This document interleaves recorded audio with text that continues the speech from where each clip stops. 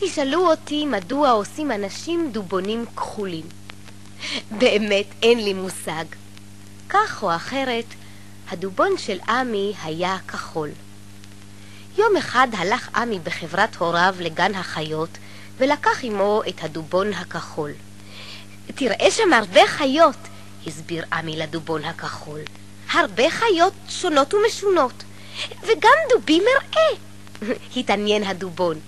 בוודאי שתראה דובים, הבטיח עמי. דובים אמיתיים, גדולים, אפילו יותר גדולים מאבא שלי. בוא דובון חמוד שלי, בוא דובון כחול שלי, אני אוהב אותך מאוד, בוא ונלך לגן חיות, ושם תראה ג'ירפה וזברה ונחשים, וגם דובים, ארנבת זאב והרבה קופים, וגם דובים, ואריה ונמר וגם קנגורו, וגם צבי ותנין ופילים יהיו, וגם דובים, איזה יופי. נכנסו לגן החיות ועצרו ליד גדר נמוכה, ומאחוריה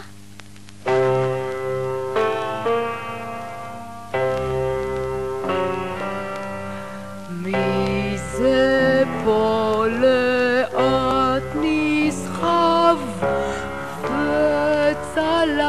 וצלחת לו על גב, את ראשו מחביא כעת, אולי פוחד. אלה הם הדובים? התעניין הדובון. לא, אמר עמי, אלה הם הצבים. הדובים הם גבוהים יותר ושמנים יותר, ואין להם שריון על גבם. המשיכו בסיורם ועמדו לפני כלוב ברזל. מי זה פה שואג בקול וגופו חזק גדול, רעמה של שערות על ראשו? זה הדוב, קרא הדובון הכחול בשמחה. הוא באמת גדול ושמן. אבל למה הוא מרוגז? אין זה דוב, מחה עמי, זהו אריה. הוא אמנם גדול ושמן, אך לדוב אין רעמה, וגם פרוותו עבה יותר. כך המשיכו עד שהגיעו לכלוב גדול מלא בנדנדות. מי זה פה עליז קופץ, מתנדנד לו על העץ, בוטנים זולל ומשתולל. היי, מצחיק נורא. איזה צורה. הם בכלל לא כל כך גדולים, הדובים הללו, אמר הדובון המאוכזב. אך לעומת זאת הם עליזים מאוד. אבל אלה אינם דובים, אלה הקופים, אמר עמי.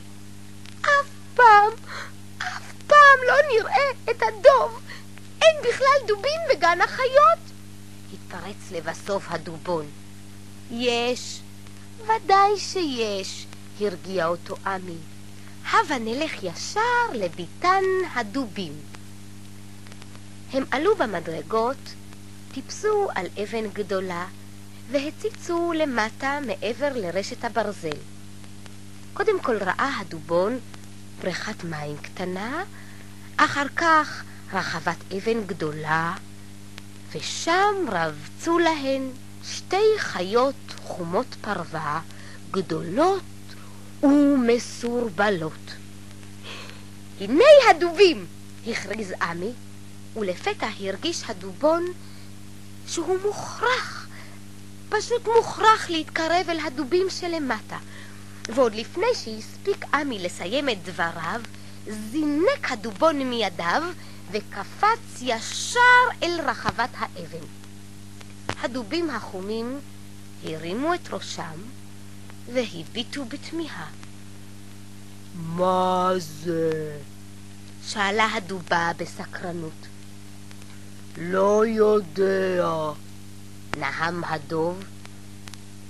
משהו נפל. אולי תראה מה זה? ביקשה הדובה.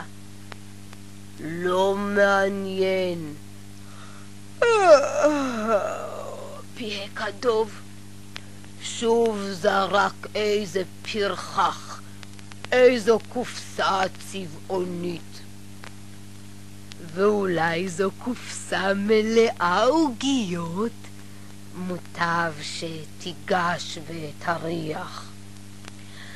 הדוב נאנח, קם על רגליו הגדולות, וקרב לאיתו אל הדובון. היי! קרא בהתפעלות. הרי זה משהו מוזר. לא קופסה ולא ממתקים. בואי תראי. קמה הדובה על רגליה וקרבה לאיתה אל הדובון הכחול. הרי זה נראה ממש כמו דובון קטן. ממש כמו דובון קטן. אבל צבעו משונה כל כך, השיב הדוב. מימיי לא ראיתי דובון בצבע כחול. הוא הריח את הדובון ואף ליקקו בלשונו הגדולה והמחוספסת, ונהם, מי אתה? מי אתה אבל? מי אתה בכלל? אני דובון של עמי, אני חמוד מאוד, וגר אני עם עמי ועוד עם שתי בובות. מי אתה אבל? מי אתה בכלל? אני דובון של עמי, דובון קטן שעיר, אתכם דובים השניים רציתי להכיר. דובון של עמי?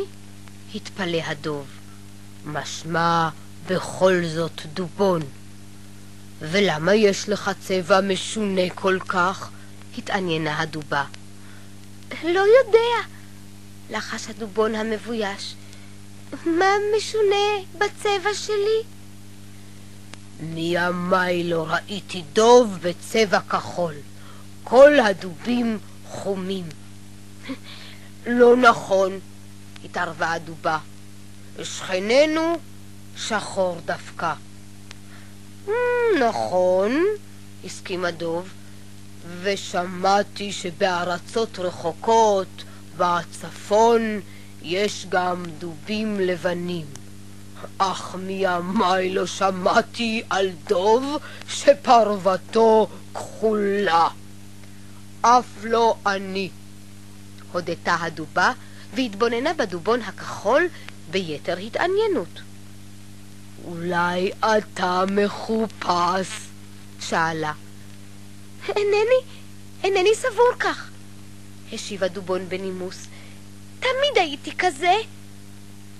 אם כן, אולי צבעו אותך. הבה נרחץ אותך וירד ממך הצבע המשונה. נטל הדוב את הדובון בשיניו, לאט ובעדינות, כדי לא לפוצעו ונשאו אל הבריכה. לא! לא! צעק הדובון. אל תטיל אותי למים! אינני יודע לשחות! אין דבר, הרגיעה אותו הדובה. כל הגורים מפחדים מהמים, וכולם לומדים בסוף לשחות. גם אתה תלמד. הדוב טבל את הדובון הכחול במי הבריכה, והרים את כפו הגדולה כדי לשפשף את פרוותו. הצילו! הצילו! צרח הדובון הכחול. אני טובע! ואכן, הוא ודאי היה צולל למעמקים לולי נפתחה לפתע הדלת שלצידי המאורה, ושומר הגן נכנס בה. עמי, הוא שדאג להצלתו. כשרק ראה עמי כי הדובון הכחול נפל לתוך מאורת הדובים, הוא לא העלה כלל בדעתו שהייתה זו קפיצה מכוונת. הוא רץ כל עוד רוחו בו למנהל גן החיות, והתחנן לפניו שישלח שומר להציל את הדובון. וכך הגיעה העזרה ממש ברגע האחרון. השומר הביא איתו קערה מלאה פירות וקרבה אל הדובים.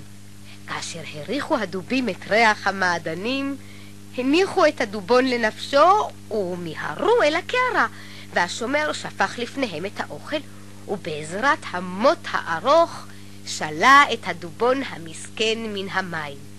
תודה לך, אדוני השומר. תודה שהצלת את הדובון שלי, אמר עמי. הוא חיבק את הדובון הרטוב והפציר בהוריו לשוב הביתה, הרי הדובון עוד עלול להצטנן. בוא דובון חמוד שלי, בוא דובון מסכן שלי, דאגתי כבר מאוד מאוד, תודה לדוד להתראות, שלום לכם. ג'ירפה וזברה ונחשים וגם דובים, ארנבת זאב והרבה קופים, וגם דובים ואריה ונמר וגם קנגורו וגם צבי ותנין ופילים שם היו, וגם דובים, איזה יופי. בבית רחץ עמי את הדובון במים חמים וסבון ריחני, נגבו היטב במגבת נקייה והניחו בשמש שיתייבש. בערב, כאשר שכבו שניהם, עמי והדובון, במיטתו הלבנה של עמי, היה הדובון עצוב מאוד. למה אתה כל כך עצוב, דובון שלי? שאל עמי. אתה יודע, עמי, הדובים הגדולים אמרו שאין בכלל בכל העולם דובים בצבע כחול. ודאי שאין, אמר עמי. יש דובים לבנים ושחורים וחומים ואפורים וזהו זה. אם כן, למה אני אינני לבן או שחור או חום או אפור? למה אני אינני כמו הדובים הגדולים האמיתיים? עמי הרהר רגע. באמת למה? אינני יודע, הודה לבסוף עמי. אולי משום כך שאינך אלא דובון צעצוע. הוא חיבק את הדובון חזק חזק והוסיף, אבל אני אוהב אותך מאוד מאוד, ואינני רוצה להחליף אותך בשום דוב שבעולם. לא בלבן, ולא בשחור, לא באפור, ולא בחום. אולי ישנם דובים שהם גדולים יותר, אולי ישנם דובים שהם כחולים יותר, אולי ישנם דובים שפרוותם רכה, אבל אני אוהב אותך, אני אוהב אותך, ולי תהיה חבר, אף פעם לא אחליף אותך בשום דובון אחר.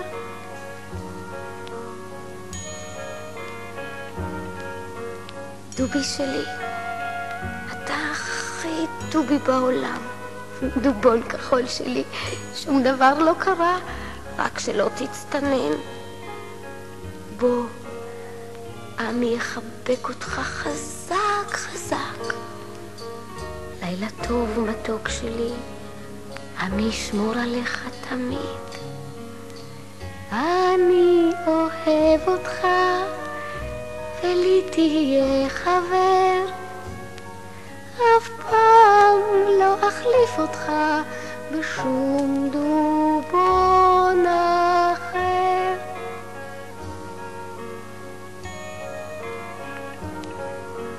אולי בקוטב הרחוק.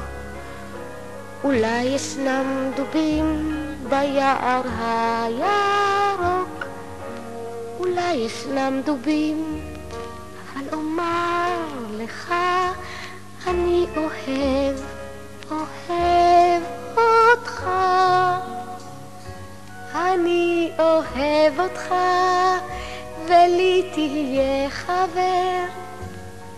אף פעם לא אחליף אותך בשום דובון אחר.